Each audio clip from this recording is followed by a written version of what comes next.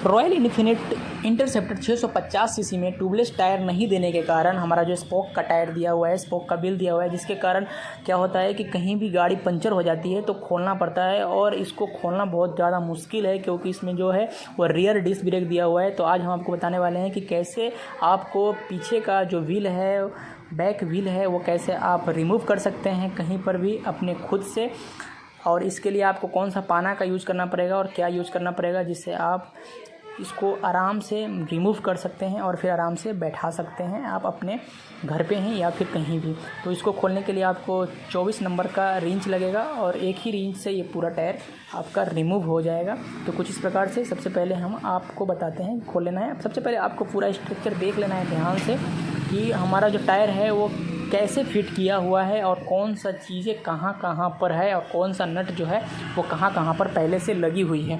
तो उससे क्या होता है कि आपको आगे जब आप फिट करेंगे तो आपको परेशानी का सामना नहीं करना पड़ेगा। तो कुछ इस प्रकार से हम जो है वो एक्सल का नट को खोल लेते हैं और एक्सल को उस साइड धकेल देते हैं और एक्सल को जो है वो पूरा का पूरा बाहर निकाल लेते हैं। जैसे ही हम एक्सल को पूरा बाहर निकालेंगे हमारा जो है वो चैन पॉकेट के साथ हमारा जो डिस्क है वो भी नीचे गिर जाएगा, देख लीजिए। तो खोलना एकदम आसान है, आसानी से आप खोल सकते हैं, लेकिन बैठाते टाइम थोड़ा सा कठिन है, थोड़ा सा आपको प्रॉब्लम हो सकती है बैठाने के टाइम पे, लेकिन वो भी हम आपको इसी वीडियो में बताएंगे कि आपको बैठाना भी कैसे है। तो वीडियो को पूरा देख लीजिएगा। वीडियो पसंद आएगा तो वीडियो को लाइक शेयर सब्सक्राइब जरूर कर दीजिएगा दोस्तों, जिससे हमें भी फ़ायदा हो और आपको भी अच्छी अच्छी जानकारी मिलती रहे टाइम पे। तो कुछ इस प्रकार से देख लीजिए कि जो हमने जो है एक्सल को रिमूव कर दिया है। एक्सल रिमूव करने के बाद आपको क्या करना है कि जो राइट साइड में आपका जो दिया हुआ है पैड दिया हुआ है, डिस्क का पैड दिया हुआ है, डिस्क का पैड को ऊपर कर देना है। उसके बाद क्या है कि आपको चैन पॉकेट का है उसको रबर से रिमूव कर देना है चैन पॉकेट को,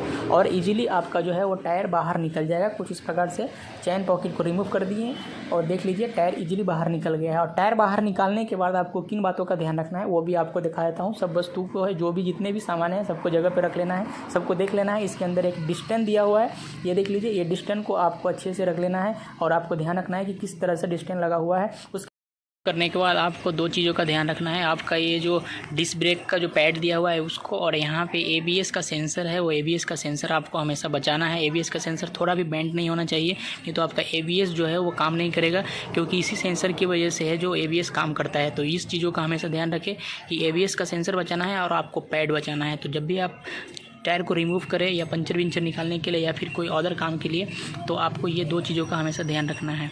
इसको फिट करके दिखाते हैं आपको कि कैसे इंटरसेप्टर 650 सीसी का पीछे का टायर को फिट करना पड़ता है।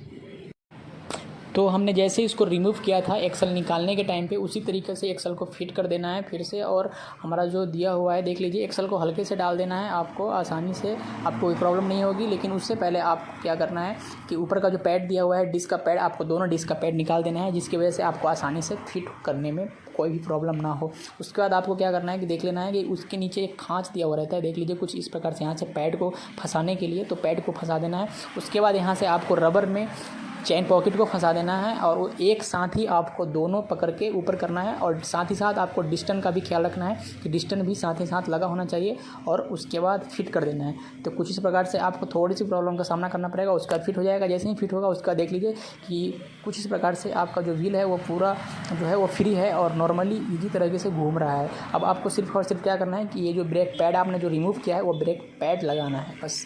तो ब्रेक पैड लगाने के लिए भी आप लोगों को बता रहा हूँ कि कुछ इस प्रकार से आपको जो ब्रेक पैड है वो ब्रेक पैड को आपको नीचे से ऊपर की ओर धकेलना है। पहले आपको सीधे पैड में जो है वो अटैच करना है, उसके बाद आपको नीचे से ऊपर की ओर धकेल देना है और उसके बाद पैड का जो एक्सल है वो पैड का एक्सल को लगा देना है। तो देख लीजिए कुछ इस प्रकार से इसका भी प्रोसेस, और साथ ही साथ वीडियो को लाइक कर लीजिएगा और चैनल को सब्सक्राइब भी कर दीजिएगा।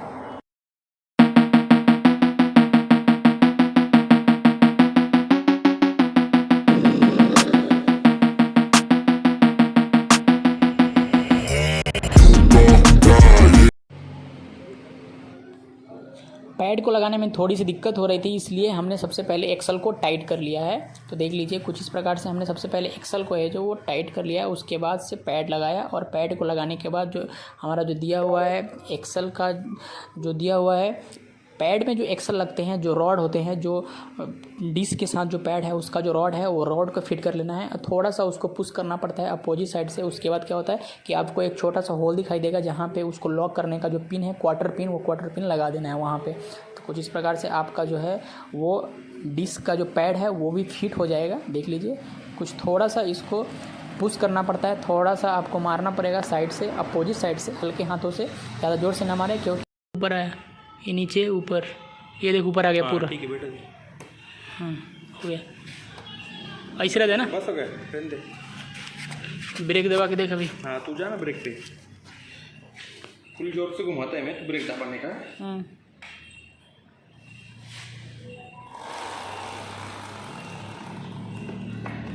अभी आया।